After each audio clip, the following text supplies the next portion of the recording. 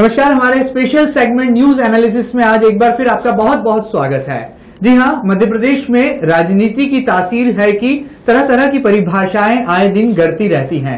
फिर एक बार भारतीय जनता पार्टी में कमान मिली है नंद कुमार सिंह चौहान को और दोबारा मौका मिलने के बाद, या कहा जाए इस ताजपोशी के जश्न से लेकर इस दोबारा मिलने वाले अवसर तक राजनीति में सब कुछ है कि एक बार फिर चर्चाओं में है, सुर्खियों में है। आखिर क्या वजह है कि मध्य प्रदेश के मुखिया शिव अपने नंदू के तौर पर, कहा जाए नंदी के तौर पर, नंदू भैया पर ही क्यों विश्वास दोबारा जता रहे हैं, और क्या वजह है कि भारतीय जनता पार्टी ने मिशन 2018 के लिए अभी से रणनीति तय करना शुरू कर दी है। राजनीतिक रणभूमि में इस तमाम मसले पर बात करेंगे, साथ ही साथ जानने की कोशिश करेंगे कि शिव के ये नंदी कितने कसौटी पर खड़े उतरने वाले हैं, विपक्ष इसे किस नजर से देखता है और सत्तारूढ़ पार्टी भारतीय जनता पार्टी के नेता किस नजरिए से इस पूरे फैसले को देखते हैं। हमारे साथ इस खास पेशकश में कई मेहमान जुड़ेंगे, हम सभी मेहमानों का आपसे परिचय करा दें। हमारे साथ मौजूद रहेंगे कांग्रेस के वरिष्ठ नेता पंडित कृपाशंकर शुक्ला जी, आपका बहुत बहुत स्वागत है। साथ ही साथ हमारे साथ मौजूद रहेंगे भारतीय जनता पार्टी के वरिष्ठ नेता और इंदौर विकास प्राधिकरण के उपाध्यक्ष श्री ललित पोरवाल जी। पोरवाल जी, आपका भी बहुत बहुत स्वागत है। वहीं दूसरी तरफ बात करें तो प्रवक्ता के तौर पर कांग्रेस पार्टी से प्रदेश प्रवक्ता श्री नरेंद्र सलूजा इस खास पेशकश में अपनी बात रखेंगे, आपका भी बहुत बहुत स्वागत है। दूसरी तरफ भारतीय जनता पार्टी के प्रदेश प्रवक्ता श्री उमेश शर्मा भी हमारे साथ खास मेहमान के तौर पर मौजूद रहेंगे, आपका भी उमेश जी बहुत बहुत। सबसे पहले शुरुआत करते हैं, शिव आखिर क्यों अपने नंदी के चयन में इतने बारीक नजर आए और क्या वजह रही कि भारतीय जनता पार्टी ने नंदू भैया की ताजपोशी का जश्न जो है पूरे जोश खरोश के साथ मनाया। बात पिछले उपचुनाव नतीजों की क्यों ना कर लें, बावजूद उसके तमाम गम को भुलाकर भारतीय जनता पार्टी के नेता एक बार फिर कमल खिलाने के लिए नंदू भैया पर भरोसा जता रहे हैं। सबसे पहले शुरुआत करते हैं, चूंकि वक्ता हैं उमेश शर्मा, उनसे शुरुआत करते हैं। उमेश जी, भारतीय जनता पार्टी के इस शिवराज समीकरण पर आप क्या कहना चाहेंगे? दोबारा ताजपोशी हुई है नंदू भैया की। भैया, सबसे पहले तो मैं आपके इस लोकप्रिय चैनल के माध्यम से जी भारतीय जनता पार्टी के प्रदेश अध्यक्ष के रूप में माननीय नंदू भैया को बहुत बहुत शुभकामनाएं देता हूं, प्रणाम निवेदित करता हूं। दूसरी बात, मुझे आपके इस शब्द पर ही आपत्ति है। वे शिवराज के नंदी नहीं है, वे भारतीय जनता पार्टी के भीम के रूप में उभरे हैं। जी जी। भारतीय जनता पार्टी में नेतृत्व में सामूहिकता होती है और निर्णय में भी सामूहिकता होती है। प्रदेश अध्यक्ष जी के रूप में नंद कुमार सिंह जी चौहान का जो निर्णय हुआ है वो केवल मुख्यमंत्री जी की पसंद का निर्णय है, ये कहना ठीक नहीं है। वो भारतीय जनता पार्टी का सामूहिक निर्णय है, सर्वसम्मति का निर्णय है, और निश्चित रूप से चूंकि हमारे नायक माननीय शिवराज सिंह जी चौहान है, उनकी भी इसमें सहमति है। हमारे राष्ट्रीय उपाध्यक्ष प्रभात झा जी, हमारे राष्ट्रीय महासचिव कैलाश विजयवर्गीय जी, हमारे वरिष्ठ और तपोनिष्ठ नेता माननीय सुंदरलाल जी पटवा, माननीय कैलाश जोशी जी, हमारे केंद्रीय मंत्रीगण माननीय नरेंद्र सिंह जी तोमर, माननीय थावरचंद जी गहलोत, माननीय कृष्ण मुरारी मोघे, माननीय सत्यनारायण जटिया जी। मेरा कहने का अभिप्राय है कि मध्य प्रदेश भारतीय जनता पार्टी का जितना शीर्ष नेतृत्व है वो सारा शीर्ष नेतृत्व इस निर्णय पर एकमत है, सहमत है। और यही कारण है कि प्रस्तावक के रूप में जहां पाम पे 15-14 लोगों की आवश्यकता थी, नंद कुमार सिंह जी चौहान के प्रस्तावक और समर्थक के रूप में 50-60 वरिष्ठतम नेताओं ने अपनी सहमति प्रदान करी। उसका कारण ये रहा कि एक तो नंद कुमार सिंह जी चौहान आदरणीय नंदू भैया 5 बार प्रदेश के महामंत्री रहे। जी जी। दूसरी बात कि भारतीय जनता पार्टी के संगठन में जिस प्रकार का सहज, सरल और मृदुभाषी नेतृत्व चाहिए होता है, उन सारी आवश्यकताओं की पूर्ति आदरणीय नंदू भैया के रूप में होती है। जी जी। वे जनाधार वाले नेता भी है, जमीनी नेता भी है, और वे अनेकों बार सांसद रहे हैं। उनको सत्ता और संगठन दोनों का समान अनुभव प्राप्त है। और मुझे लगता है कि उनके नेतृत्व में मध्य प्रदेश में भारतीय जनता पार्टी का जो नेतृत्व है अगली पारी बहुत प्रभावपूर्ण ढंग से खेलेगा। बहुत सारे सद्गुणों के चलते भारतीय जनता पार्टी का यह सामूहिक निर्णय है, जिसमें शिवराज सिंह जी चौहान जी की भी सहमति है। ये किसी एक व्यक्ति का निर्णय नहीं है, ये पार्टी का सर्वसम्मत निर्णय है। बिल्कुल। विपक्ष किस नजरिए से देखता है? कांग्रेस पार्टी के प्रदेश प्रवक्ता हैं श्री नरेंद्र सलूजा। सलूजा जी, आप क्या मानते हैं, ये क्या शिवराज समीकरण है या वाकई में नंदू भैया के व्यक्तित्व का कमाल है कि दोबारा ताजपोशी हुई है? आप क्या मानते हैं? मैं इस निर्णय को बेहद आश्चर्य की नजरों से देख रहा हूँ जी, क्योंकि नंद कुमार चौहान जी के यदि खाते में उपलब्धि देखा जाए जी जी, तो हाल ही में नगरीय निकाय चुनाव में हार उपचुनाव में हार, और यहाँ तक कि वो खुद जहां रहते हैं उनके गृह वार्ड से भी हार चुकी पार्टी। एक ऐसे आदमी को जो सत्ता जब भी रहती है वो चाहती है कि संगठन ऐसा हो कि उसके आगे नतमस्तक हो, बोना हो। हर आदमी, हर व्यक्ति सत्ता का से जो जुड़ा होता है वो ऐसे आदमी को संगठन की कमान देना चाहता है कि वो कहीं न कहीं उनके इशारे के रूप में काम करे, उनके निर्णयों को माने। और मैं नंद कुमार चौहान की नियुक्ति भी इसी नजरिए में देखता हूँ, क्योंकि कहीं न कहीं नंद कुमार चौहान जी के लिए पार्टी कहीं न कहीं एकमत नहीं थी, लेकिन पिछले दिनों से कहीं माहौल बनाया जा रहा था। फग्गन सिंह कुलस्ते जैसे आदिवासी नेता भी लाइन में थे, प्रहलाद पटेल जैसे नेता भी थे, और भी कई नेता लाइन में थे, परिवहन मंत्री भूपेंद्र सिंह जी का भी नाम था। लेकिन जिस तरह से लॉबिंग की जा रही थी, जिस प्रकार से कैलाश विजयवर्गीय में, तो इनकी निर्वाचन प्रक्रिया पे सवाल उठा रहा हूँ कि निर्वाचन प्रक्रिया, नामांकन भराएगा, फॉर्म भराएगा, सब औपचारिकता बन के रह गई। कैलाश विजयवर्गीय ने पूर्व में ही नंद कुमार चौहान जी को योग्य और कर्मठ बताते हुए अग्रिम शुभकामनाएं दे दी थी, प्रभात झा ने भी दे दी थी। तो सारी औपचारिकता थी, नंद कुमार चौहान जी का प्रदेश अध्यक्ष बनना तय था। दूसरी बात, मैं बेहद आपत्ति उठा रहा हूं नंद कुमार चौहान जी की ताजपोशी को, जो कल भोपाल में उनकी ताजपोशी जिस जश्न के रूप में पूरे प्रदेश में मनी, चाहे भोपाल की बात करें, इंदौर की बात करें, हाल ही में पठानकोट में जिस प्रकार से आतंकी हमला हुआ है, जिस प्रकार से हमारी सेना के 7 जवान शहीद हो गए, जिस प्रकार से ऑपरेशन पठानकोट जारी है, और ऐसे समय जो भारतीय जनता पार्टी खुद को राष्ट्रवादी पार्टी बताती है और खुद के कार्यकर्ताओं को राष्ट्रभक्त बताती है, ऐसे समय बड़े जश्न का आयोजन भोपाल में किया, जिसके अंदर बैंड बाजे बजे, ढोल बजे, खूब जश्न हुआ। इंदौर में भी आपने देखा होगा कि चौराहे चौराहे पर मिठाई वितरण हुआ, लेकिन हाथ में कैंडल लेके, तो कुछ पूरी तरह से दिखावटी रहा। इस शहादत का अपमान है जो पार्टी खुद को राष्ट्रवादी बताती है। कोई संवैधानिक पद नहीं था नंद कुमार चौहान जी का कि उनकी सादगी से ताजपोशी नहीं की जा सकती थी, 2 दिन बाद नहीं की जा सकती थी, लेकिन जिस प्रकार से जल्दबाजी की गई, शहादत को भूल के जश्न पूरे प्रदेश में मनाया गया, उस पर कांग्रेस आपत्ति लेती है और वो कृत्य को निंदनीय मानती है, क्योंकि कहीं ना कहीं पूरे देश गमगीन है, पूरे देश में रोष और शोक की लहरें, और ऐसे समय जश्न मनाना निश्चित तौर पर बेहद आपत्तिजनक है। और नंद कुमार चौहान जी के यदि कार्यों की कांग्रेस की ओर से मूल्यांकन की बात हो तो नंद कुमार जी के खाते में कोई उपलब्धि मैं नहीं मानता। चलिए आगे बढ़ते हैं, और किस तरह से नंदू भैया पर भारतीय जनता पार्टी ने दोबारा अपना भरोसा जताया है, इस पर और बात करते हैं। ताजपोशी के जश्न पर जरूर यहाँ पर कांग्रेस यानी कि विपक्षी राजनीतिक दल सवाल उठा रहा है, उंगली उठा रहा है। श्री ललित पोरवाल जी, आप क्या मानते हैं? आप खुद राजधानी भोपाल में मौजूद थे जब नंदू भैया की ताजपोशी हुई, तो कौन से ऐसे राजनीतिक समीकरण हैं जो कि आपको नजर आते हैं कि सियासी तौर पर बिल्कुल फिट बैठते हैं, और क्या इसे मिशन 2018 का आगाज कहा जाए तो गलत होगा?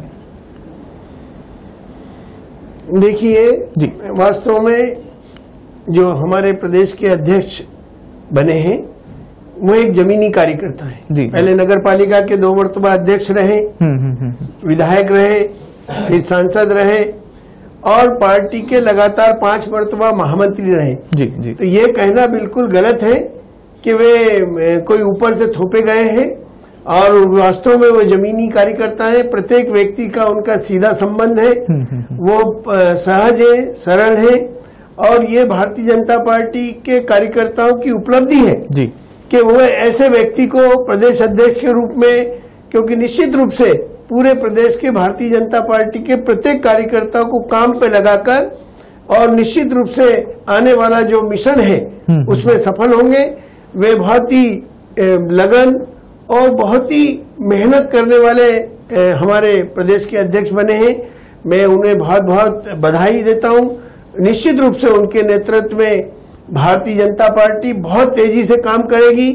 वास्तव में पूरे प्रदेश का विकास के साथ साथ भारतीय जनता पार्टी के कार्यकर्ताओं में एक उत्साह उमंग के साथ काम का दौर होगा।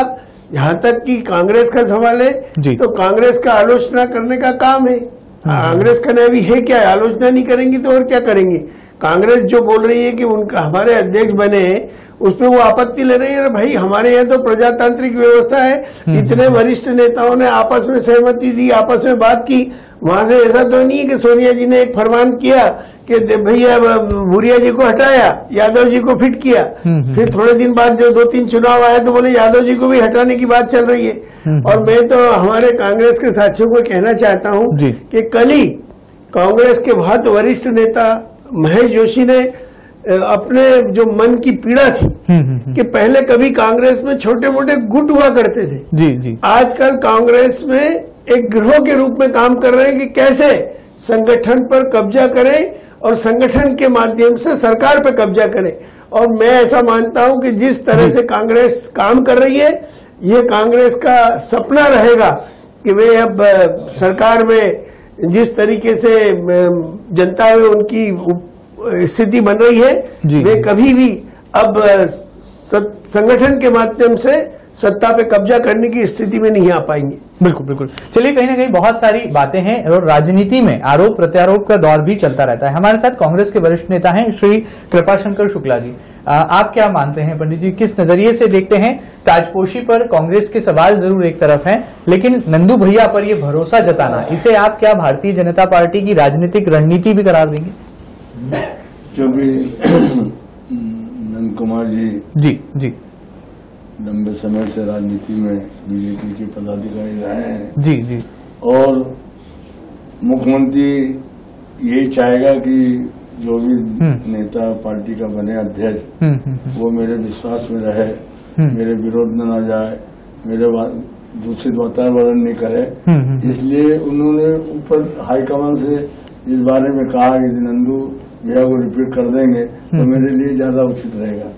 और उनके स्वभाव में भी है जी नंदू भैया कोई भी ऐसा थ्रेट देना या किसी को उसका जी वो करना कि उनके मन में स्वभाव में है भी नहीं, इसलिए मुख्यमंत्री को ये फिट होते हैं। जी और भी उम्मीदवार थे जी, और कई आदिवासी लोग भी थे जिन्होंने फार्म भरने का प्रयास किया, दिन भर समझाते रहे, उनके हाथ जोड़ते रहे जी। बड़े बड़े नेता उनके हाथ पांव जोड़ते रहे कि भैया मान जाओ, बड़े नेताओं ने हाँ भर ली, तुम तो ये भी पार्टी को नीचा दिखा रहे हो।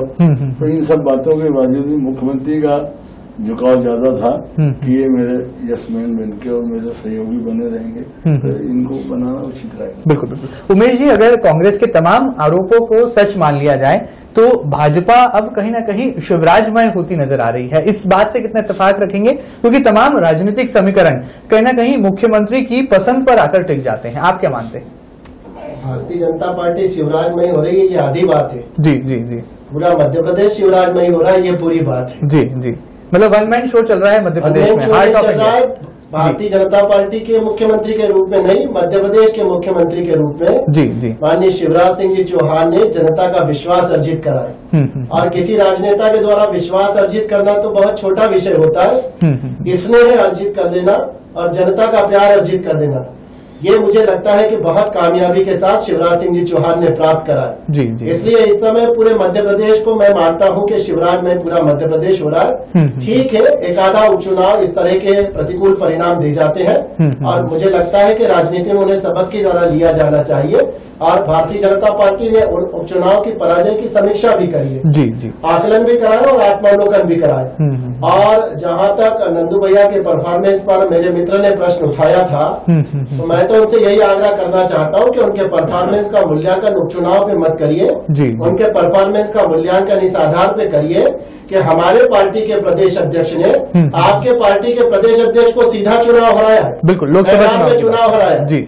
इसलिए उनके परफॉर्मेंस का मूल्यांकन तो ये होना चाहिए कि वे कांग्रेस के प्रदेश अध्यक्ष अरुण यादव जी को चुनाव लड़ाकर जीत कर आए हैं। इसलिए नंद कुमार सिंह जी चौहान दोनों कसौटी पर खड़े हैं। आंतरिक रूप से भारतीय जनता पार्टी में जो एक ममत्व का भाव देना है उसके भीतर भी फिट होते हैं। और जब मैदानी आक्रामकता की बात आती है तो मुझे लगता है कि नंदू भैया का जो शालीन चेहरा दिखाई देता है वो उसी आक्रामकता और उसी तेजस्विता के साथ भारतीय जनता पार्टी के राजनीतिक हितों के लिए मैदान पकड़ने में भी सक्षम है। सलूजा जी, इस बात से कितना आप इत्तेफाक रखते हैं? पिछले लोकसभा चुनाव की बात करें तो परिदृश्य ऐसा था कि नंदू भैया ने अरुण यादव को राजनीतिक तौर पर एक बड़ी हार का स्वाद चखाया था। क्या उसका कहीं ये मीठा फल है जो भारतीय जनता पार्टी ने दोबारा ताजपोशी के साथ किया? मेरे भारतीय जनता पार्टी के मित्रों की बात बड़ी हास्यास्पद लग रही है जी, गुरुवार जी और उमेश शर्मा जी की। उमेश शर्मा जी ने अरुण यादव जी को हराया और उस समय मोदी लहर चल रही थी, कांतिलाल भूरिया भी आ रहे थे। 18 महीने में परिणाम देख लिए, 1,08,000 से हारने वाला व्यक्ति 90,000 से चुनाव जीतता है। और यदि वो बात अरुण यादव की हार की और नंद कुमार चौहान को अच्छे योद्धा बता रहे हैं तो ये वही अपना अरुण यादव हैं जिन्होंने जिसने नंद कुमार चौहान को प्रदेश अध्यक्ष बनाया, अभी नाम लिया, कृष्ण मुरारी मोघे का आशीर्वाद था, उन्हीं मोघे जी को पटकनी दी थी उपचुनाव में अरुण यादव जी ने। तो ये तो समय समय की बात है। प्रदेश अध्यक्ष को बनाने वाले योद्धा को पटक नहीं दी थी हमारे अरुण यादव जी ने। तो मोदी लहर थी, उसमें तो सब जो नीवी चलने वाले घोड़े थे सब चल गए थे। उस समय की बात छोड़े, अब यदि चुनाव हो जाए तो पता चल रहा है किसकी क्या वास्तविक स्थिति। दूसरी बात, गुटबाजी की बात करी, ललित पुरवाल जी ने गिरोह और गुट की। अरे आपकी सुषमा स्वराज जी कल ताजपोशी के अंदर बोल गई, गिले शिकवे दूर करो। यदि एक टाके से यदि कोई छेद बंद हो जाता है तो उसे तुरंत सिल लो, बाद में 9 टाके नहीं लगाना पड़े। खुलेआम ताजपोशी के अंदर गुटबाजी पे संदेश दे गई, खुलेआम एकजुटता का संदेश दे गई। अरे जिनके घर शीशे के होते हैं वो दूसरे घर में। ललित जी क्या जवाब देंगे आप? बहुत गहरी बात देखिए, कांग्रेस के लोगों का काम है आलोचना करना।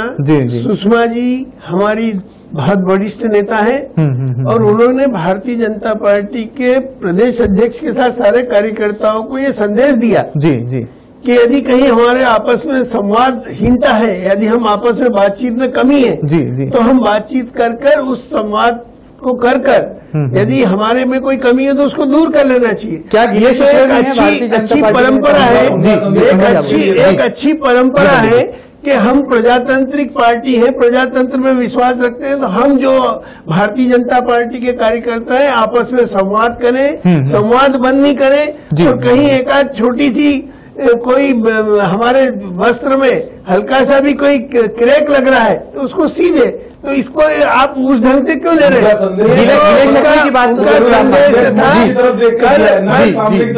कल पूरा प्रदेश भारतीय जनता पार्टी का भोपाल में था। एक कार्यकर्ता भोपाल में थे, भारतीय जनता पार्टी के प्रदेश के सारे नेता भोपाल में थे और ये वास्तव में प्रदेश के सारे नेताओं को संदेश दिया। एक निमित्त वहां से होता है कि पूरे कार्यकर्ता एक दूसरे से संवादहीनता नहीं रखें।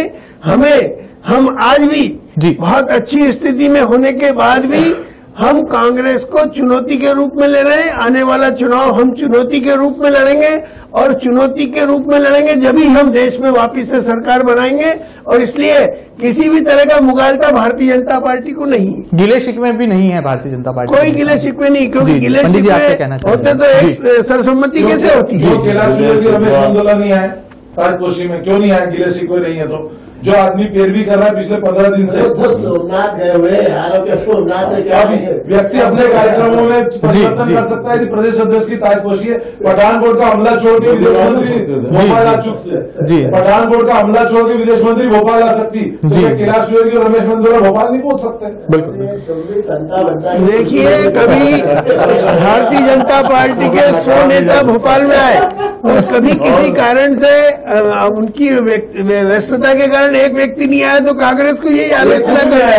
कांग्रेस को कहता हूँ कि कांग्रेस इसी तरह बस आलोचना करती रहे और जमीन पर ताकि भारतीय जनता पार्टी देश में गिले शिकवे क्यों नहीं होंगे यार? राजनीतिक पार्टी है यार। बिल्कुल बिल्कुल बिल्कुल जी, छोटे परिवार में रहते हैं, इतना बड़ा पार्टी, इतना बड़ा राजनीतिक चलता है, कटुता नहीं है, आपस में बोलचाल है, आपस में एक दूसरे को नीचा दिखाए या खींचने में सब कटुता है। सीधा बात अपन भरेगा बेटी कर ले। क्या गिले शिकवे कांग्रेस में भी नहीं है? जी वो आज से नहीं, पुरातन जमाने से देख लो, बिल्कुल जीवन सिखले रहे हैं, चाहे अटल बिहारी के जमाने में देख लो, कांग्रेस के जमाने में देख लो। तो ये तो मानव स्वभाव है कि ये कटुताएं रहेंगी।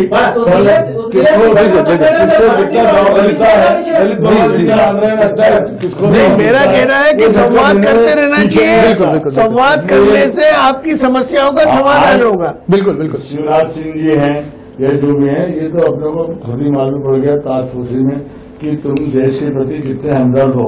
देश के लोग शहीद हो रहे हैं, बिल्कुल बिल्कुल बिल्कुल, इतने बड़े आक्रमण हो रहे हैं, तुम मिठाई और बैंड बाजे से बजाने और तो सभा नहीं कर पाई। बिल्कुल बिल्कुल, ये सवाल उमेश जी वाकई में बहुत बड़ा है जो कि कांग्रेस की तरफ से लगातार उठाया जा रहा है। और पर आखिरी में उसके बारे में 2 शब्द बोल के सब लोग खड़े। उमेश जी, इस ताजपोशी के समारोह में एक बड़ी गंभीर बात जो वाकई में निकल कर आई कि पठानकोट के वीरों को नमन करने करने के लिए क्या 2 मिनट की मौन श्रद्धांजलि भी देना भूल गए बड़े नेता? जी मुझे लग रहा है कि बात संघ के अन्वयी लोग माने जाते हैं। अच्छी बात उठाई जा रही है और गलत तरीके से उठाई जा रही है। बात अच्छी उठाई है, एक बात समझ जी जी जी जो बहुत बड़ी भीड़ इकट्ठी हुई पहले वो समझ जी। ले। भारतीय जनता पार्टी की चुनाव पद्धति को समझ ले।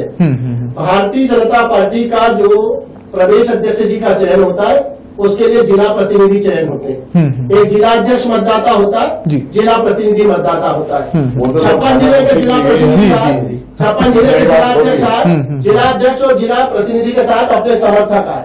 स्वाभाविक रूप से इतना बड़ा कार्यकर्ता का जमावड़ा होना स्वाभाविक था। एक बात, प्रदेश अध्यक्ष जी का चयन हुआ, चूंकि हर्ष का वातावरण बनता है, बहुत बड़ा समूह इकट्ठा हुआ, पर यह कहना गलत है कि वहां पर श्रद्धांजलि नहीं दी गई। कार्यक्रम के बाद बाकायदा विधिवत श्रद्धांजलि दी गई है, शहीदों का स्मरण करा गया, 2 मिनट का मौन भी रखा गया केवल सुषमा स्वराज जी का भाषण सुनने में कांग्रेस के मित्र इतने मस्त हो गए उनको मौन दिखाई भी नहीं दिया और सुनाई भी नहीं दिया। सलूजा जी आपने ट्विटर पे भी लिखा है, सलूजा जी आपने ट्विटर पे भी आरोप लगाए हैं। मैंने चित्र जारी करे जिसमें बैंड बाजे बज रहे थे, भोपाल जी जी ढोल धमाके बज रहे थे, कार्यकर्ता नाच रहे थे, मिठाइयां बट रही थी। जी जी पठानकोट में हमला हुआ, विदेश मंत्री मौजूद थे, जी जी सादगी से नहीं हो सकता। मैं उमेश शर्मा से पूछना चाहता हूँ, क्या वो कार्यक्रम सादगी से नहीं हो सकता था? उमेश जी जवाब दीजिए। दूसरी बात, उमेश शर्मा जी की इस बात का खंडन करता हूँ कि 56 प्रतिनिधि पहुंचे, उनके समर्थक पहुंचे। अरे जब नामांकन ही एक आया एक दिन पहले, जब पूरे प्रदेश को पता चल गया कि नंद कुमार चौहान के अलावा कोई नामांकन नहीं है, उनका प्रदेश अध्यक्ष बना, एक दिन पहले तय हो गया, तो अचानक दूसरे दिन वोट डालने लोग जी उमेश जी वोट डालने किसे पहुंचे? वोट तो जब डालेंगे जब 2 नामांकन आए हों। नामांकन एक आए एक दिन पहले तय हुआ, अध्यक्ष 11 बजे तो उन्होंने पदभार ग्रहण करना था, तो कार्यकर्ता सब सुबह निकले, जब एक दिन पहले ही दोपहर में उनका तय हो गया, तो भीड़ वोट डालने किसे चलेगी? आपकी इस बात का खंडन करता हूँ। और जस्ट इंदौर में भी समाचार पत्र में आपने देखा होगा, एक हाथ में लड्डू एक हाथ में मोमबत्ती, 7:30 बजे आपके पार्टी के मीडिया प्रवक्ता का बयान जारी हुआ कि श्रद्धांजलि देंगे। उसके पहले आपके पार्टी के अध्यक्ष कैलाश शर्मा जी ने जश्न मनाने का निर्देश दिया। आप ही की पार्टी की विधानसभा 4 की मेयर ने और उनके 2 मंडल अध्यक्ष महेश कुकरेजा और प्रीतम रोजवा ने साफ मना कर दिया जश्न मनाने से। आपकी पार्टी की किरकिरी, क्योंकि आपकी पार्टी खुद को राष्ट्रवादी पार्टी बताती है। पठानकोट में हमला हो रहा है, आप चुनाव इस मुद्दे पे जीते हैं, सीमा पार और बड़ी बड़ी बातें करके देश हित की, और आप जश्न मना रहे हैं। अरे क्या कारण था? आप जश्न नहीं मनाते तो कौन सा आपकी पार्टी का नुकसान हो जाता? जब इतना बड़ा हमला हुआ, इतने जवान शहीद हुए, तो आपको जश्न मनाने की पड़ी। हो गई आपकी बात? जी जी जी उमेश जी जवाब दीजिए। उमेश ये है जी जी आपको ये लगता है कि आप बहुत जोर से बोलेंगे तो आपकी बात को सच मान देगा। कुछ और आपको बोलना है, आप उससे भी ऊंची आवाज में बोल सकते हैं। आवाज मेरी भी ऊंची हो सकती है बहुत ज्यादा। मुझे लगता है ये बहुत बड़ा माध्यम है। अपनी तो ये कालर के बटन में फंसा है ना माइक, आधा काम इसको करने दो, इसके हिस्से का काम अपन मत करो। शांति के साथ भी बात की जा सकती है। हम लोग टेबल पे बैठे, आम सभा नहीं चल रही है। जहां तक जश्न मनाने का सवाल है, भारतीय जनता पार्टी पठानकोट की घटना के प्रति संवेदनशील है। हम सबका पठानकोट में जो शहीद हुए उनके प्रति उतना ही सम्मान का भाव है जितना कांग्रेस के मित्रों का है और पूरे देश का वैभाव जी। सलूजा जी कांग्रेस के हैं या मैं भारतीय जनता पार्टी का हूं, तो मेरा शहीदों के प्रति सम्मान कम है और वो कांग्रेस के हैं या उनका सम्मान कम है, ऐसा नहीं है। ये पूरे देश के लिए गौरव का विषय है, राष्ट्र का विषय। कृपया इसको भारतीय जनता पार्टी और कांग्रेस ऐसी लकीर बनाकर मत देखिए। वे पूरे देश के लिए लड़े हैं, पूरे देश के शहीद हैं। पूरा देश किसी भी राजनीतिक दल का हो, किसी भी विचारधारा का हो, मैं आपकी बात करो, और जो मुद्दा उन्होंने प्रश्न किया उस पर बात करो। और दूसरी प्रश्न उचित है अनुचित है, आप घुमा फिरा के धीरे बोलो, जोर से बोलो, देश हित की बात तो लकीर ये बात मत करें। आप मुद्दे में जवाब दें कि जश्न उचित है अनुचित है। चलिए उमेश जी बिल्कुल मुद्दे की बात करें। मुद्दे की बात यह है कि भारतीय जनता पार्टी के प्रदेश अध्यक्ष जी का चयन हुआ। भारतीय जनता पार्टी की मंडल इकाई संगठन का एक अंग है। मंडल इकाई के कार्यकर्ता का प्रसन्नता की अभिव्यक्ति करना अपनी जगह स्वाभाविक है। कई बार ऐसा होता है महेंद्र जी कि 2 घटना एक साथ घट जाती है। अब पठानकोट के शहीदों के प्रति संवेदनशील है, उस घटना की निंदा करते हैं। उस घटना के प्रति पूरा देश एक प्रतिबद्धता के साथ खड़ा है। भारतीय जनता पार्टी भी उस प्रतिबद्धता के साथ खड़ी है। रही जश्न की बात, आप बार बार उसको जश्न मत बोलिए। कार्यकर्ता चूंकि हमारे प्रदेश अध्यक्ष का चयन हुआ, भारतीय जनता पार्टी की मंडल इकाई उस संगठन का एक महत्वपूर्ण घटक है, इसलिए हमें अपनी प्रसन्नता की अभिव्यक्ति करना स्वाभाविक था। और इसका मतलब ये नहीं कि उसका हम पठानकोट की घटना को हम उसके कारण भूल गए, इसलिए उसको बहुत ज्यादा दूसरे नजरिए से मत देखिए। वो बहुत सीधा सीधा था कि मंडल अध्यक्षों ने बहुत सहजता से अपनी प्रसन्नता की अभिव्यक्ति करी है, और कार्यकर्ता की प्रसन्नता की अभिव्यक्ति करना अपना विषय है। पठानकोट की घटनाक्रम संवेदनशील है, दुखद है, वो दूसरा विषय है। इन दोनों विषयों को एक साथ घालमेल करके मुझे लगता है कि नहीं देखा जाना चाहिए। इतना मेरा कहना है। मैं जी इस बात का जवाब दे दूं। इन्होंने कहा कि मंडल अध्यक्ष ने स्वैच्छिक रूप से खुशी जाहिर करी, भारतीय जनता पार्टी के नगर अध्यक्ष का निर्देश था। संगठन आपके अध्यक्ष उस निर्देश को देना जरूरी था कि जश्न मनाओ। ऐसे समय जब पूरा देश संकट के दौर से बोलिए, अच्छा आपके तो मंडल अध्यक्ष ने निर्देश क्यों नहीं माना, विधानसभा 4 में जश्न क्यों नहीं माना? जश्न, आप ये जश्न शब्द ही गलत दे रहे। अच्छा मैं एक सवाल उठाता हूं, चलिए खुशियां क्यों नहीं जाएंगी महेंद्र जी? कल रीगल चौराहे पर मोमबत्ती शहीदों को शहादत देने के लिए मोमबत्ती का आयोजन था, क्या भारतीय जनता पार्टी का एक भी प्रतिनिधि उसमें आया? अरे जरूरी है कि हम मोमबत्ती गैंग में शामिल हो जाए, और मोमबत्ती जो नहीं है क्या? ऐसी सोचा योजना थी, मोमबत्ती ललित जी आप क्यों खामोश हैं? जी मोमबत्ती जला के अपने दुख की अभिव्यक्ति कर रहे हैं। अच्छा आप मिठाई बांट रहे हो?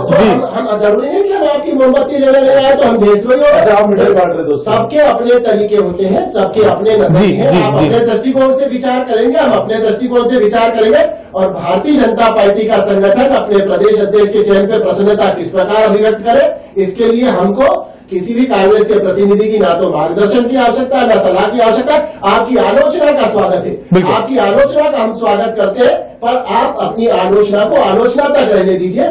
आप उसको हमें राय बनाकर हमारे ऊपर मत थोपिए। हमारे संगठन की कार्य पद्धति क्या होगी, हमारा कार्यकर्ता अपने प्रदेश अध्यक्ष के लिए किस प्रकार की प्रसन्नता व्यक्त करेगा, ये हमारा संगठन का आंतरिक विषय है, और उसका जवाब हमको जनता को देना। हम जनता के प्रति प्रतिबद्ध है, और पठानकोट की घटना के प्रति हम भी उतने संवेदनशील है जितना पूरा देश है। जी सलूजा जी, कांग्रेस के तमाम सवालों पर सफाई और ले लेते हैं। ललित पोरवाल जी भी मौजूद हैं। ललित जी, पूरी बहस आप सुन रहे हैं, बहुत देर से आखिर खामोश हैं। आपके मन में क्या उथल पुथल चल रही है? क्या जश्न शब्द से ही ऐतराज कर लिया जाए, या खुशी मनाने का जो एक मौका भारतीय जनता पार्टी के कार्यकर्ताओं को ताजपोशी समारोह के दौरान मिला था, उसमें कहीं आपको लगता है कि इस तरह की चीजों का भी ध्यान रखा जाना चाहिए था? मैं आज की इस चर्चा में ये कहना चाहता हूं सलूजा जी, अभी छोटी सी बात के ऊपर वो पूरे देश में इस तरह के बोल रहे हैं कि हम देश के शहीदों के प्रति बहुत ज्यादा कांग्रेस का सम्मान है। अरे भाई, इस देश में आतंकवाद को बढ़ावा किसने दिया? और दूसरी बात यह है कि यदि बॉर्डर के ऊपर शहीदों के सर काट लिए तो कांग्रेस ने क्या किया? आज भी देश का सर्वोच्च नेतृत्व है, वो आज भी देश का सर्वोच्च नेतृत्व ये कह रहा है कि पाकिस्तान को संभलो, और यदि पाकिस्तान अभी भी नहीं मानेगा तो उस पर कार्रवाई करने की बात चल रही है। और इसलिए कांग्रेस के लोग जो है इस देश को क्या देना है और क्या बताना चाहते हैं, वास्तव में कांग्रेस के लोगों ने ये सोचना चाहिए कि ये सारे जो आतंकवादियों की देन किसकी है, और ये पाकिस्तान को जो संरक्षण देते रहे किसका संरक्षण है। और पाकिस्तान को आज भी भारत दिखाकर बात कर रहा है तो वो देश का प्रधानमंत्री और देश के जो लोग हैं, गृह मंत्री, प्रधानमंत्री आज भी कश्मीर के मामले को लेके और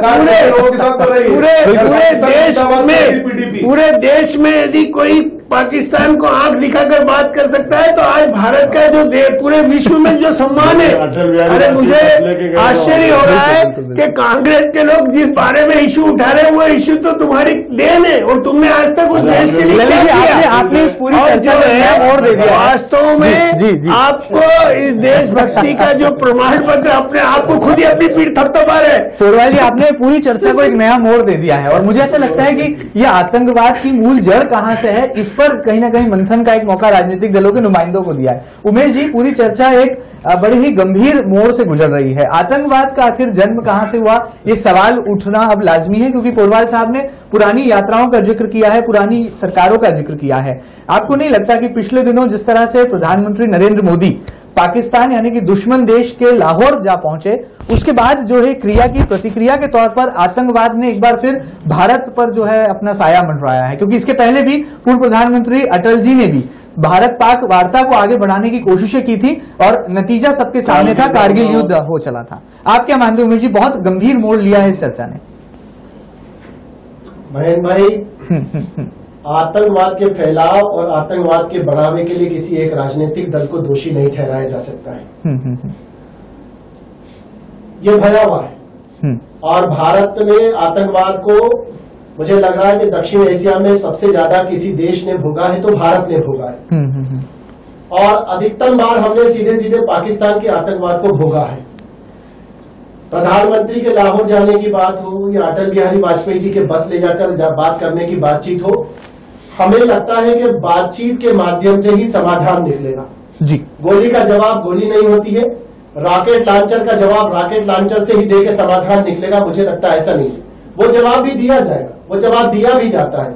बहुत दो टूक शब्दों में प्रधानमंत्री जी ने कहा है और उसी का कारण है कि नवाज शरीफ जी का कोलंबिया से फोन आया कि हम तत्काल कार्रवाई करेंगे। पर जो बातचीत का प्रोसेस है वो किसी एक घटना के कारण नहीं रोका जा सकता है। कंधार की घटना हुई, भारत के 300-350 नागरिक गन पॉइंट पर रखे गए थे, 2 आतंकवादियों 3 आतंकवादियों को नहीं छोड़ा जाता तो हम अपने 300-350 निरीह नागरिकों से हाथ धो बैठते। आतंकवाद से लड़ाई एक लंबा प्रोसेस है। गन पॉइंट पे आपके देश का सिटीजन बैठा हुआ है और उस समय आप अगर जिद करके बैठेंगे और कोरी भावुकता बताएंगे और सतही राष्ट्रभक्ति बताएंगे कि नहीं हम 350 लोगों की कुर्बानी दे देंगे, 2 लोगों को नहीं छोड़ेंगे, तो मुझे लग रहा है कि समय काल और परिस्थिति में उस समय जो निर्णय करना ठीक था वो निर्णय उस समय करा गया। लाहौर जाना प्रधानमंत्री का एक कूटनीतिक कदम था, वो इस समय करा गया। अटल बिहारी वाजपेयी जी जिस सद्भावना और सदाशयता के साथ गए वो अपनी जगह था। एक बात बहुत अच्छे से समझ ले कि पाकिस्तान की जो जमहूरियत है वो अपनी जगह लाख कोशिश करती है। खेल कौन बिगाड़ता? तो खेल उनका ISI बिगाड़ता है, खेल बिगाड़ती है उनकी सेना, क्योंकि वहां पर सेना की जो वैलिडिटी है, सेना की जो स्वीकार्यता है वो केवल भारत के खिलाफ नफरत फैलाने में। नवाज शरीफ ईमानदारी के साथ बातचीत की कोशिश कर रहे हैं। आज भी उन्होंने, हम उनका पिछला इतिहास उठाकर देखें, आज का इतिहास उठाकर देखें, वो अपनी तरफ से पहल कर रहे हैं, नरेंद्र मोदी अपनी तरफ से पहल कर रहे हैं। तो एक देश की जमहूरियत, एक देश के लोकतंत्र के साथ डायलॉग कर रही है। इस डायलॉग के बीच में जो कट्टर लोग हैं जो नहीं चाहते कि दोनों देशों के बीच में शांति का वातावरण बने, सद्भाव का वातावरण बने, जो लोग इन सरहद को सुलगती देखना चाहते हैं, वो बहुत मुट्ठीभर लोग हैं, चाहे जैसे मोहम्मद हो, लश्कर तैयबा हो, हरकत उल अंसार हो, हरकत मुजाहिदीन हो, ये जो टेररिस्ट संगठन है, मुझे लगता है कि पाकिस्तान की सरकार का इन पे नियंत्रण नहीं है, ये कहीं ना कहीं सेना के नियंत्रण में है। पर अंततः इनसे लड़ना और इनसे जीतना एक दिन की प्रक्रिया नहीं है। इस प्रक्रिया में जीत हासिल की जाएगी, निर्णायक जीत हासिल करी जाएगी और इस समय केवल भारत आतंकवाद से जूझ रहा ऐसा नहीं है। दुनिया के अन्य देश, अमेरिका जैसा देश, सीरिया को देख ले, इराक को देख ले, इजराइल को देख ले, पूरा जो विश्व है वो आतंकवाद से जूझ रहा है। मुझे लग रहा है कि ये आतंकवाद जो है ये पूरी दुनिया के देशों की चिंता का विषय है और भारत और पाकिस्तान दोनों देशों के बीच जब भी रास्ता निकलेगा, समाधान कारक रास्ता निकलेगा, तो बंदूक की गोलियों से होकर नहीं निकलेगा, रॉकेट लॉन्चर और तोप से नहीं निकलेगा, वो डायलॉग से निकलेगा, बातचीत से निकलेगा। वो डायलॉग, वो बातचीत, ये जरूर है कि शुरुआत हम करते हैं।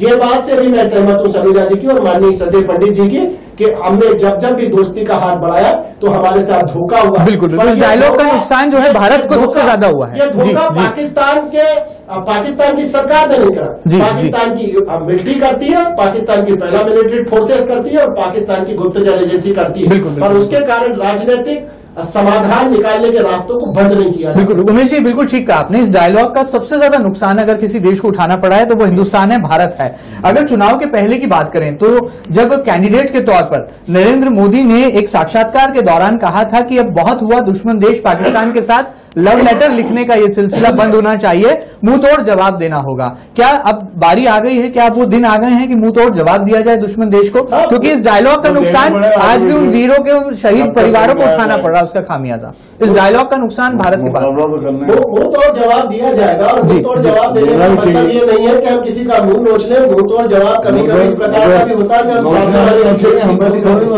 और मुझे लग रहा है कि उस दिशा में आगे बढ़ा जा रहा है। सलूजा जी क्या कहना चाहेंगे? देखो, उमेश शर्मा जी की बातों से मैं 100% सहमत हूँ, लेकिन बड़े मतलब इस पे बात का असली मुद्दा ये है कि यही बात जब कांग्रेस कहती थी, तो जब भारतीय जनता पार्टी उसकी आलोचना करती थी, जो बात उमेश शर्मा जी कह रहे हैं। आप देखें नरेंद्र मोदी का साक्षात्कार जिसके आपने बात करी, जी। नरेंद्र मोदी ने कहा है कि बहुत हो गया लव लेटर लिखना, बिल्कुल। पाकिस्तान को उसी की भाषा में जवाब देना चाहिए, एक के बदले 10 सर लाना चाहिए, ईंट का जवाब पत्थर से देना चाहिए।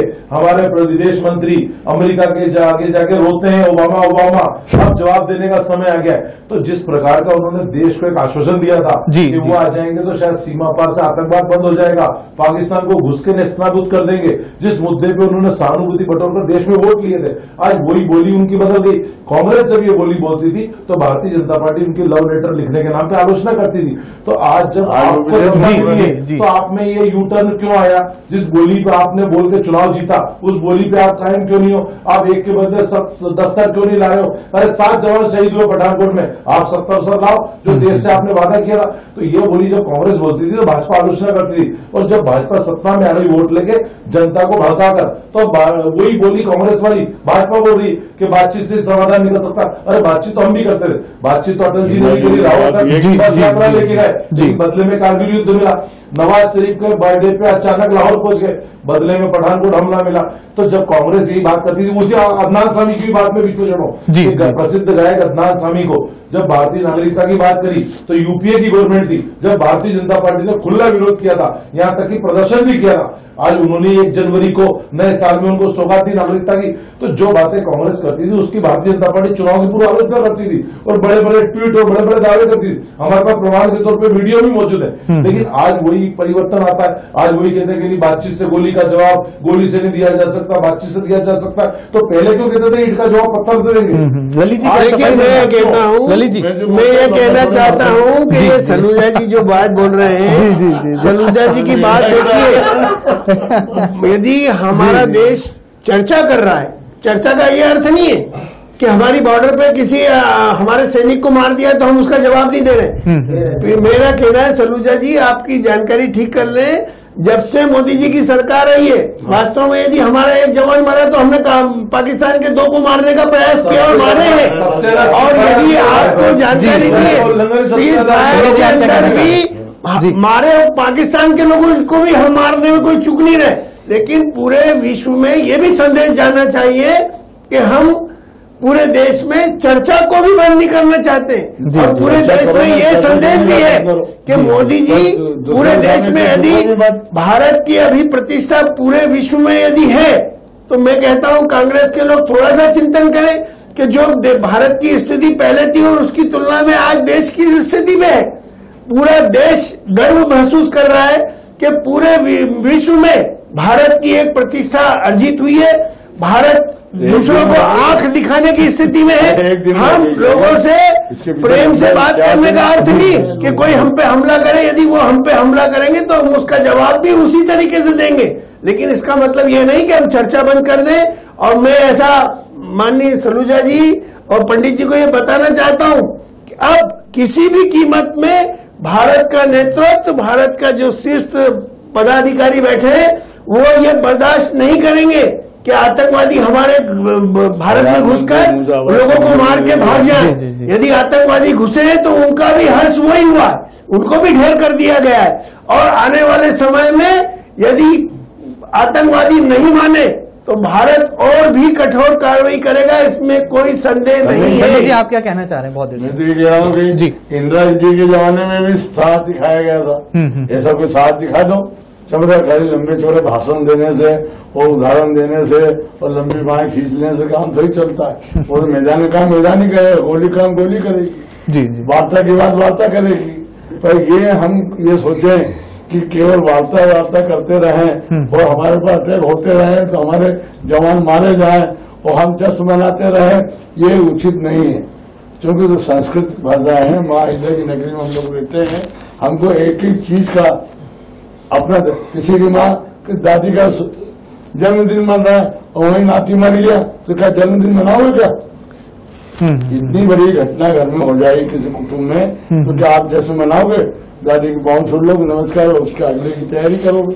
देखिए पंडित जी जो बात कह रहे हैं, पंडित जी मैं कहना चाहता हूँ कि जब इंदिरा गांधी ने पाकिस्तान पे हमला किया, चलिए इस आतंकवाद के मुद्दे को राजनीति से जरा दूर छोड़ देते हैं। अटल बिहारी वाजपेयी ने उनको किस तरह का सम्मान दिया, और ये अटल बिहारी हमारे लिए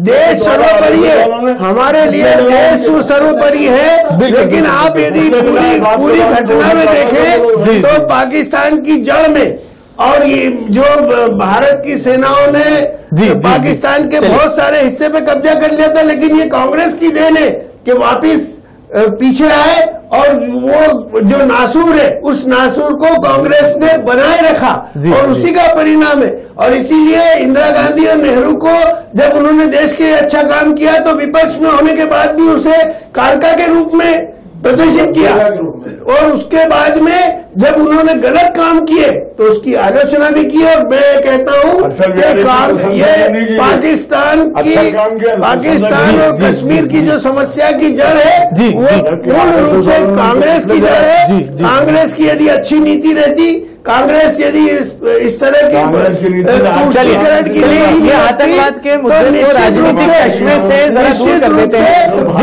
देश जो आतंकवाद को भोग रहा है वो नहीं भोगता, वास्तव में कांग्रेस की देन है, उसी का परिणाम है कि हम इस समस्याओं का जो है समाधान ढूंढने का प्रयास कर रहे हैं। चलिए अली जी यहीं रुकते हैं। ये आतंकवाद के मुद्दे को राजनीति से जरा परे कर देते हैं, दूर कर देते हैं और मूल मुद्दे पर आ जाते हैं। जी मूल मुद्दे पर आ जाते हैं कि शिव के नंदी आखिर नंदू बने हैं। तो ऐसे में राजनीतिक चर्चाएं बहुत गर्मी हो रही हैं और किस तरह से मिशन 2018 को दृष्टिगत रखते हुए भारतीय जनता पार्टी के भविष्य को देखते हुए इस फैसले को बहुत बड़ा फैसला माना जा रहा है। आगे मूल मुद्दे पर लौटते हैं। शिव के नंदी आखिर नंदू बने हैं, ऐसे में चर्चाएं बड़ी आम हैं। उमेश जी, बहुत आतंकवाद की बात हो गई, बहुत सारे आरोपों पर सफाई हो गई।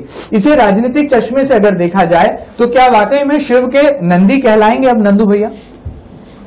पंडित जी ने बहुत अच्छी बात की थी। पंडित जी ने कोई भी प्रदेश का जो मुख्यमंत्री होते हैं या मुखिया होते हैं, सहज रूप से वे प्रदेश में बहुत ज्यादा फोकस करके तभी काम कर पाते हैं कि जब संगठन का जो मुखिया होता है उनके साथ समन्वय स्थापित करके काम करे। ये भाईचारा होता है, भातृत्व की भावना होती है और सद्भावना होती है। और मुझे लग रहा है कि हर एक राजनीतिक दल में इस तरह की परंपरा होती है कि जो भी प्रदेश अध्यक्ष हो उनके मध्य और जो मुख्यमंत्री हो उनके मध्य अच्छा बेहतर तालमेल बना रहे, ताकि सरकार के मुखिया सरकार पर ध्यान दे पाए और संगठन के मुखिया संगठन को प्रभावी ढंग से चलाते हुए आने वाले समय में अपने सरकार के मुखिया के सशक्त सहयोगी बने। उसी को दृष्टिगत रखते हुए मुझे लगता है कि जो निर्णय मध्य प्रदेश भारतीय जनता पार्टी में आदरणीय नंदू भैया के अध्यक्ष बनने का हुआ है, ये बहुत अच्छे सुपरिणाम देगा।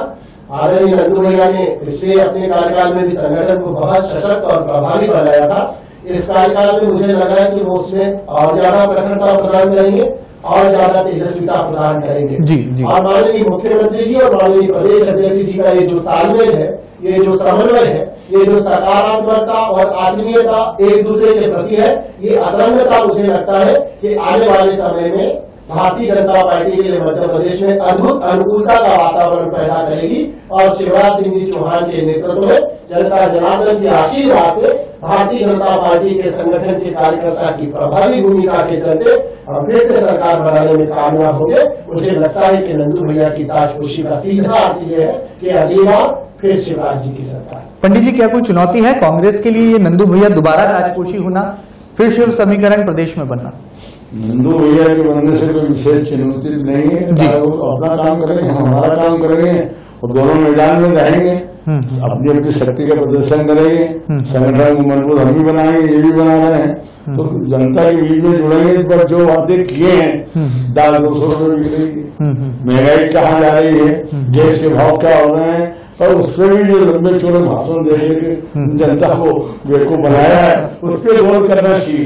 प्रदेश कांग्रेस, ये प्रदेश बीजेपी सरकार हो, शिवराज सिंह व्यापक घोटाला, आज इतने विद्यार्थी जेल में है, बेचारे लड़कियां जेल में है, ये और उस पर व्यापक घोटाले में जो होना चाहिए वो पहले नकार ही रहता, अब मालूम पड़ा सीबीआई की जांच से यहाँ गुल खेल रहे हैं। तो इन सब चीजों को, ये सब मुद्दे आएंगे जब हम समय का आए जब बताएंगे, शिवराज अपने मंच में बोलेंगे, हमारे लोग हमारे मंच में बोलेंगे, और जनता की भावना को लोग जनता समझने लगी है कि कटनी में कितना फर्क है। जी जी, चलिए शिव के नंदी, कांग्रेस के लिए तो जरूर यहाँ कोई चुनौती नहीं है, ऐसा मानना है कृपाशंकर शुक्ला जी का।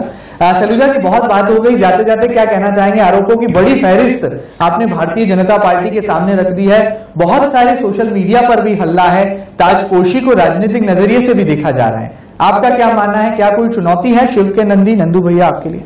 तो प्रभात झा जी जब पूर्व में अध्यक्ष है तो बड़ा अच्छा काम कर रहे थे, उनके नेतृत्व में सरकार भी बनी थी, लेकिन पोखरण के बम विस्फोट जैसा उनको हटा दिया गया, क्योंकि कहीं न कहीं शिवराज सिंह चौहान से उनका तालमेल नहीं था, एक अलग गुट खड़ा कर रहे थे प्रदेश में जी। अनंत कुमार चौहान जब से अध्यक्ष बने, उनके खाते में कोई उपलब्धि नहीं है। आप देखें तो उनके खाते में चुनाव में भी पार्टी आ रही, उपचुनाव की बात करें, नगरीय निकाय की, यहाँ तक कि उनके गृहवास से भी पार्टी आ रही, लेकिन दोबारा उनको ताजपोशी, मैं ये नहीं कहूँ नंद कुमार चौहान जी उस लायक नहीं है। नंद कुमार चौहान जी वरिष्ठ नेता है, जमीनी कार्यकर्ता है, विभिन्न पदों पर रह चुके हैं। एक बार उनको प्रदेश अध्यक्ष बनाया ठीक था, लेकिन दोबारा रिपीट करना कोई उल्लेखनीय कार्य नहीं था उनको, उनको वापस दोबारा रिपीट किया जाए। उल्लेखनीय कार्य यही था कि उन्होंने शिवराज सिंह चौहान से तालमेल बनाए रखा, सत्ता के आगे संगठन नतमस्तक हो गया, बोना हो गया, और कहीं न कहीं शिवराजमय हो गया प्रदेश, तो इसीलिए उनकी ताजपोशी हुई है। और प्रभात झा ने अच्छा काम किया, लेकिन शिवराज सिंह चौहान से तालमेल नहीं था, तो उनको जिस तरह से हटाया, उनका बयान आया था मुझे पोखरण बम विस्फोट की तरह हटा दिएगा, तो वैसा नंद कुमार चौहान के साथ नहीं हुआ,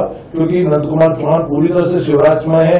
नंद कुमार चौहान शिवराज सिंह के आगे बिल्कुल संगठन को उन्होंने नतमस्तक कर दिया, और पूरे प्रदेश में जिस प्रकार देश में एकमात्र मोदी की चलती है, पूरे देश में भारतीय जनता पार्टी मोदी की जेब में, वैसे प्रदेश के अंदर शिवराज की जेब में। ललित जी, क्या सफाई है आपकी? रबर स्टैंप एक तरह से करार दिया है शिवराज जी के नंदू भैया को। देखिए, नंदू भैया बहुत जमीनी कार्यकर्ता हैं, और वास्तव में संगठन और सत्ता का समन्वय होना चाहिए जी, तभी प्रदेश का विकास होगा।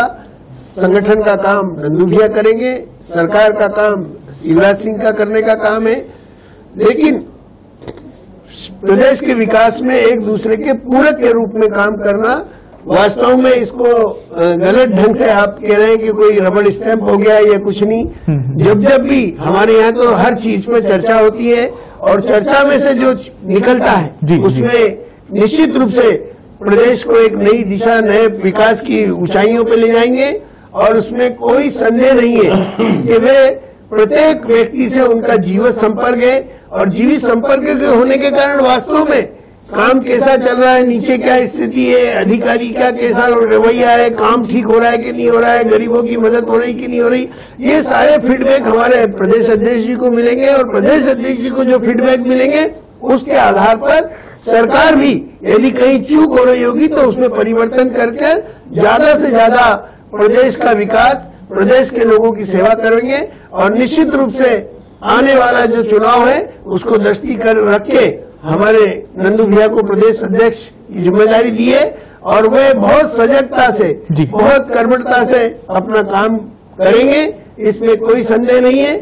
और मैं ऐसा मानता हूं कि भारतीय जनता पार्टी बहुत गंभीरता से ले रही है, ताकि आने वाले समय में हम कहीं भी किसी तरह की चूक नहीं करें जी। और निश्चित रूप से आने वाली जो चुनाव होंगे उसमें भारतीय जनता पार्टी वापस से शिवराज सिंह जी के नेतृत्व में सरकार बनाई। चलिए, मिशन 2018 की तैयारियां शुरू हो चली हैं। कांग्रेस यहां पर शिव के नंदी नंदू भैया को कोई बड़ी चुनौती नहीं मानती, लेकिन उनकी ताजपोशी के समारोह पर यहां पर उंगलियां उठाती हैं, सवाल उठाती है। बहरहाल जनता तय करेगी कि भारतीय जनता पार्टी के कार्यकर्ताओं की खुशी का ये इजहार कितना जायज है, कितना उचित है।